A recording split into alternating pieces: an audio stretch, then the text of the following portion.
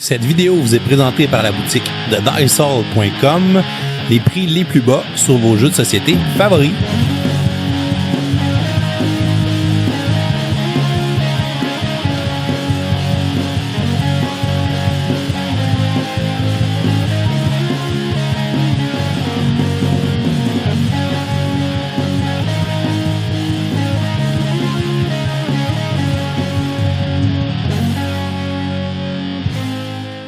Cinq puissants empires s'affrontent pour le contrôle du monde. Vous agissez en silence et tentez d'influencer les résultats de cette guerre selon ce qui est plus avantageux pour vous.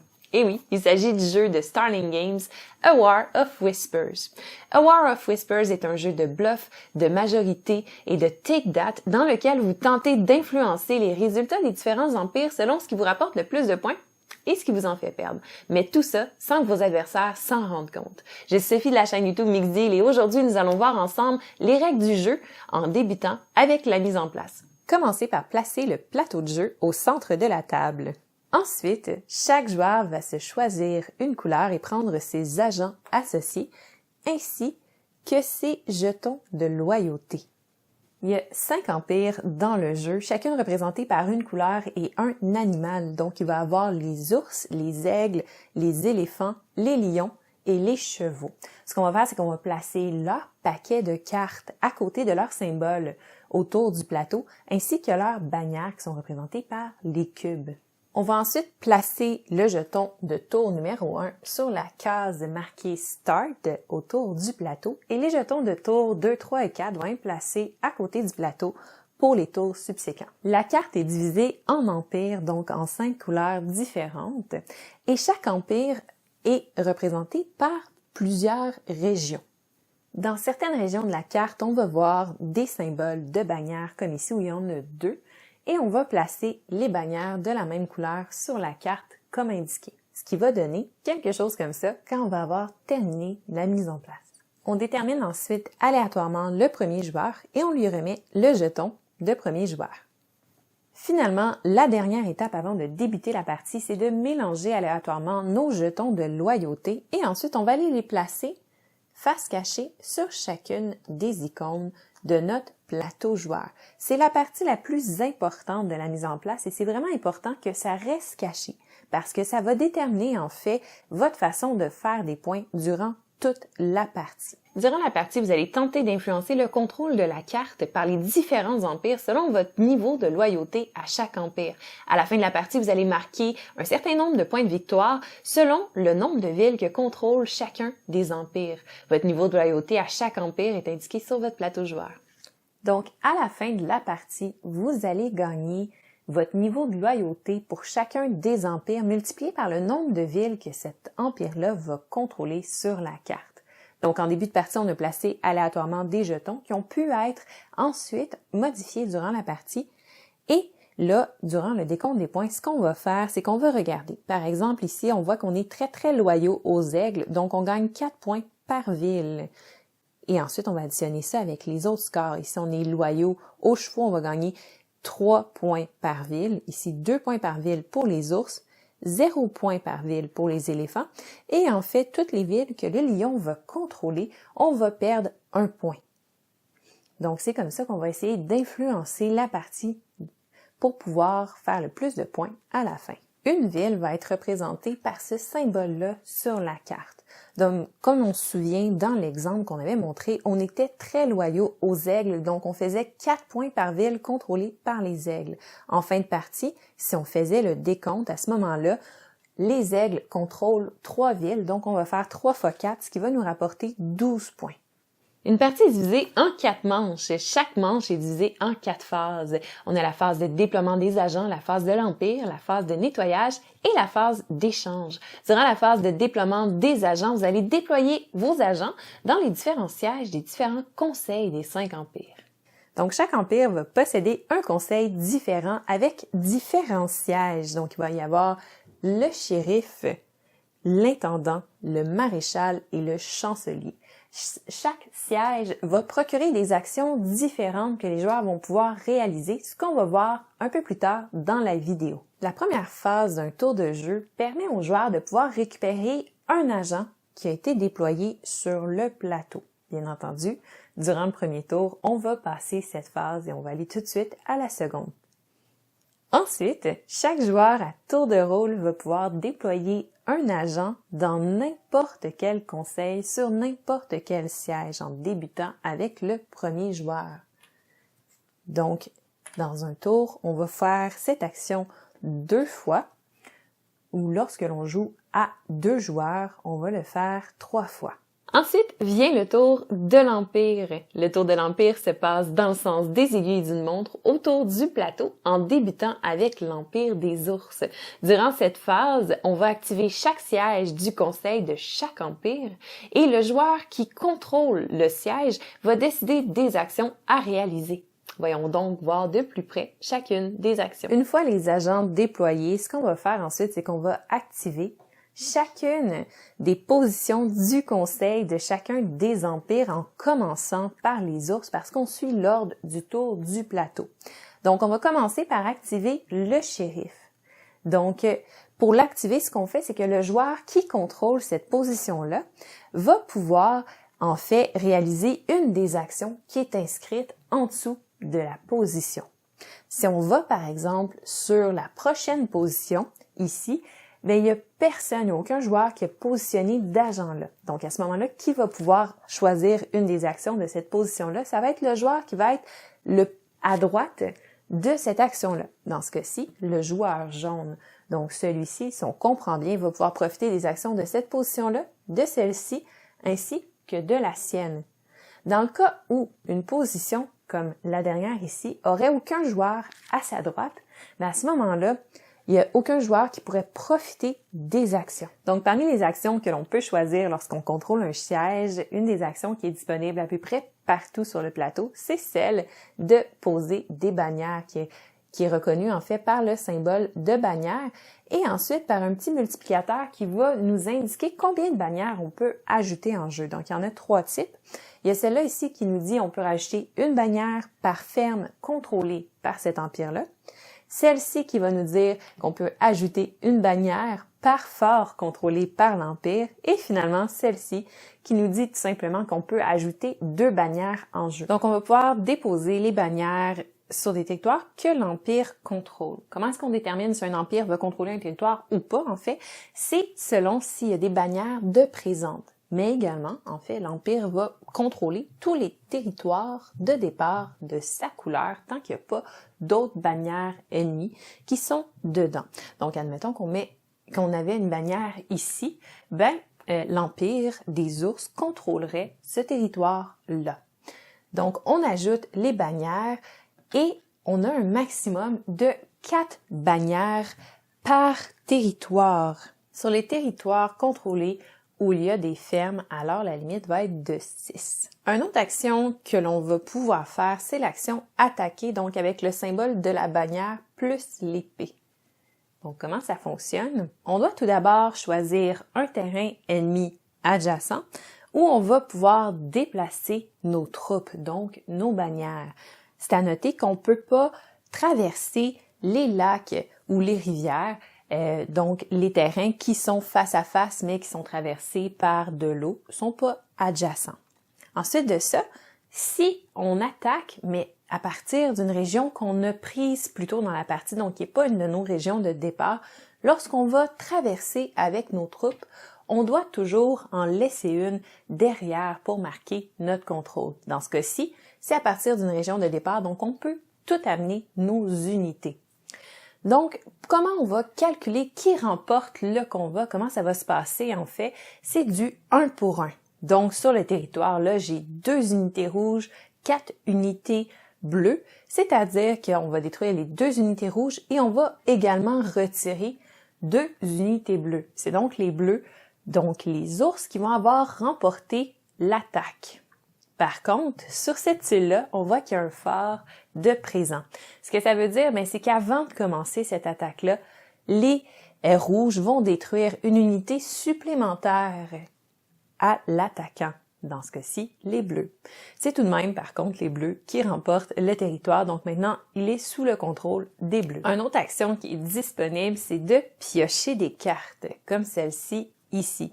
Dans ce cas-ci, ça nous dit qu'on peut piocher une carte par chaque 2 fermes contrôlées par cet empire-là. Bien entendu, la carte que l'on peut piocher, ça va être la carte qui correspond à l'empire. Donc, une carte des ours dans ce cas-ci. Donc, les cartes, en fait, comment ça fonctionne? Il y a 5 paquets en jeu, un paquet pour chacun des empires présents. Donc, on peut jouer les cartes quand on le souhaite, avant, pendant ou après avoir réalisé une action du conseil. La seule limite, c'est qu'on ne peut pas jouer une carte du même empire dans lequel on se trouve présentement. Donc, si présentement je me trouve dans l'empire ours, je ne peux pas jouer de carte ours. Donc, si on regarde de plus près les cartes, on va remarquer qu'il y a 3 options d'action. Donc, chaque option d'action va aussi avoir un coût. C'est en type de carte que l'on doit défausser pour réaliser l'action. La première est tout le temps gratuite parce que la carte que l'on joue compte comme une carte défaussée et ensuite les 2 autres doivent être payées de façon différente. Donc, si on veut pas faire cette action-là mais qu'on désire faire celle du milieu à la place, on va devoir défausser également une autre carte ours pour pouvoir la réaliser. Ou, si on décide de faire l'action du bas de la carte, à ce moment-là, c'est une carte aigle que l'on va devoir défausser pour réaliser cette action-là. En tout temps, un joueur ne peut avoir que 5 cartes action dans les mains. Une autre action qui est disponible, c'est d'échanger la position d'un agent avec celle d'un autre. Donc, par exemple, si c'est le tour du joueur jaune et qui décide de réaliser cette action-là plutôt que l'attaque, il va pouvoir échanger sa position avec celle du joueur noir. Et voilà, comme ça. Et donc, réaliser une action de l'endroit où il va se trouver dans le conseil. C'est à noter qu'en ayant réalisé cette action-là, en fait, le jeton tour de jeu se trouverait ici.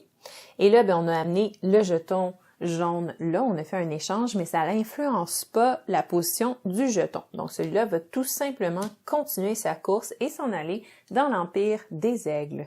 Une fois le tour terminé, on va laisser le jeton de tour à son endroit indiqué sur le plateau de jeu et on va prendre le jeton de tour suivant que l'on va placer au début du prochain tour. Ensuite, on passe à la phase d'échange. Durant cette phase-là, le joueur a le choix d'échanger 2 de ses jetons loyauté sur son plateau joueur, ce qui va changer sa stratégie pour le reste de la partie. Par contre, en choisissant cette option-là, il n'y aura pas le choix que de mettre ses jetons face visible. Ensuite de ça, on passe à la phase de nettoyage où tous les joueurs vont défausser les cartes jusqu'à la limite en main. Et ensuite, on va recommencer un tour de jeu en commençant par le déploiement des agents. À la fin de la 4e manche, on calcule les points de victoire. Donc, à la fin de la partie, on va calculer en fait le nombre de villes contrôlées par chaque empire multiplié par votre multiplicateur sur votre plateau joueur selon comment sont positionnés vos jetons loyauté à la fin de la partie. Donc, on additionne tous les scores ensemble, on soustrait en fait le dernier empire sur notre plateau joueur qui nous fait perdre 1 point par ville contrôlée par l'empire et ensuite on calcule le score de chacun des joueurs. Le joueur avec le plus de points de victoire remporte la partie.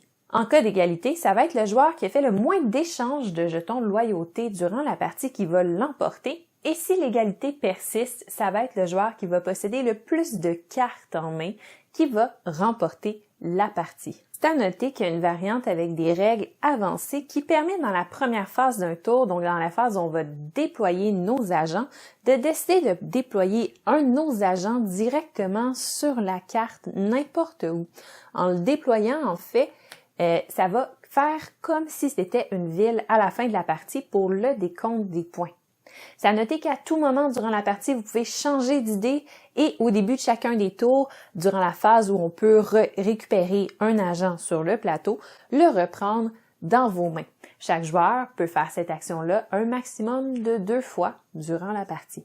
Et voilà, c'est comme ça qu'on joue à A War of Whispers. Voyons voir maintenant qu'est-ce que j'en ai pensé. Donc, pour débuter toute bonne critique, on va commencer par regarder l'aspect un peu extérieur du jeu, donc il y a de l'air de quoi? Si on regarde la boîte, elle est très très belle. Je trouve que le design de la couverture de la boîte est très beau, intriguant même. Quand tu le vois en boutique, tu as vraiment le goût de t'intéresser à la boîte, de voir ça a l'air de quoi ce jeu-là. Le matériel est de très belle qualité. Dès que tu l'ouvres aussi, c'est le fun parce que tu as un insert en plastique dedans, donc tu peux tout ranger. C'est très très basique là, comme insert, mais quand même, c'est pratique. Petite critique que j'aurais à faire, puis Starling Games le fait aussi avec Everdell, là, avec ses extensions comme si je pense à Peelbrook, si tu prends l'extension qui est en magasin, il existe une version deluxe du jeu avec un peu plus de composantes, si on veut, ou des plus grosses composantes qui prennent plus de place. Et on dirait que l'insert dans la boîte de base est la même. Ce qui donne l'impression, quand tu ouvres la boîte puis que tu joues au jeu, qu'il te manque des choses, que la boîte est un peu vide. Ce qui est pas le cas, il te manque rien en fait pour jouer au jeu, mais c'est juste une impression de top. C'est un peu plate à avoir cette impression-là avec un jeu, mais c'est un détail. Après ça, si on regarde la qualité du matériel, ben, le carton il est bien épais avec un beau fini. Les cartes ont un fini UV super belle. J'ai pas peur des abîmer non plus. Pour ce qui est après ça, ben des jetons, il y a pas mal juste les cubes de bois, donc ça va très bien. Le côté matériel, c'est très beau, rien à redire là-dessus. Le design, encore une fois, très clair sur la carte. C'est facile de différencier les différentes régions, tout ça. Puis le artwork aussi, les dessins dans le jeu, c'est très, très, très beau. Pour vrai, la direction artistique de ce jeu-là est très impressionnante. Ensuite de ça, quand on regarde le livre de règles, il est vraiment petit. Vous avez vu avec la vidéo que vous venez voir, il n'y a pas beaucoup de règles dans War of Whispers. C'est pas un jeu avec 56 millions de règles, mais ça fonctionne. Donc, si on regarde un peu le gameplay, en fait, c'est fluide, c'est rapide à jouer. C'est un jeu quand même que tu t'attendrais avec le type de jeu, donc de majorité, de bluff, tout ça, que ce soit un jeu qui dure quand même longtemps. Par contre, c'est un jeu qui dure 45 minutes, 1 heure maximum. Vous avez fini, vous recommencez, vous passez à d'autres choses dans votre soirée, puis that's it. Fait que ça, c'est quand même vraiment le fun. Puis ça apporte quand même une belle profondeur dans le jeu. J'aime ça, le petit côté, tu sais pas ce que tes adversaires ont besoin, parce que ça se peut que toi, par exemple, tu veux que l'Empire des ours remporte la partie. Sauf que là, quand tu joues, il faut que tu fasses en sorte que ça paraisse pas que c'est ce que tu veux. Donc, il faut que tu joues en conséquence de pas trop les avantager pour que ça soit pas trop flagrant pour tes joueurs. D'un coup, qu'eux autres, dans le fond, ça leur apporte pas trop de points, l'Empire des ours, et que là, ça leur donne une excuse pour justement les bâcher un peu pour faire briller d'autres empires. Et de la même façon, en fait, l'empire qui te fait perdre des points, il faut que tu trouves des façons subtiles un peu d'aller y enlever du contrôle de territoire sans que ça paraisse trop que c'est cet empire-là, toi, que tu veux voir disparaître. Fait que tout ça, c'est vraiment, vraiment intéressant. Ça amène toute une autre couche de profondeur dans le jeu. Ça joue bien, c'est très très simple, très mathématique, il n'y a pas de brassage de dés, donc l'aspect chance dans le jeu est pas très présent. Les cartes apportent une belle diversité aussi de différentes actions que tu peux faire, donc c'est intéressant encore là, belle profondeur. C'est un jeu qui va briller beaucoup plus à 3 et 4 joueurs, donc c'est un jeu qui est fait vraiment pour jouer en multijoueur. Par contre, il est très jouable à 2, ce qui m'a vraiment surprise, parce que ce genre de jeu-là, d'habitude, il n'y a même pas une version à 2 joueurs, étant donné que ça joue pas bien. Tandis que là, avec lui, ça se fait bien, puis c'est quand même plaisant pour l'avoir essayé. J'ai été surprise de ce détail-là, mais c'est vraiment un jeu qui va aller briller à un nombre plus élevé de joueurs. Puis en fait, ben, je pense que ça fait pas mal le tour, donc c'est rapide, facile à apprendre. Ça a une belle profondeur, c'est intéressant, c'est une belle petite pièce à avoir dans sa collection. Il n'y a pas énormément de jeux dans le même genre, fait que c'est vraiment le fun avec toutes les petites mécaniques, tout ça. Donc c'est un jeu que j'y donnerais une note de B+. Puis c'est pas mal ça. Donc ça fait le tour de la vidéo règle et de ma critique, en fait, de A War of Whispers. Donc, j'espère que tu as aimé la vidéo. Ça me fait vraiment plaisir de venir sur la chaîne de Professeur Board Game pour faire une vidéo règle. Si tu veux avoir plus de contenu que je fais, ben, tu peux aller voir ma chaîne qui se nomme Mix Deal. Et ben, si tu as aimé la vidéo d'aujourd'hui, n'hésite pas à laisser un pouce en l'air, un commentaire, à t'abonner aussi, à sonner la cloche pour pas manquer aucune vidéo qui sont mises en ligne très, très fréquemment. Et ça, mais je te souhaite une super belle journée et à la prochaine!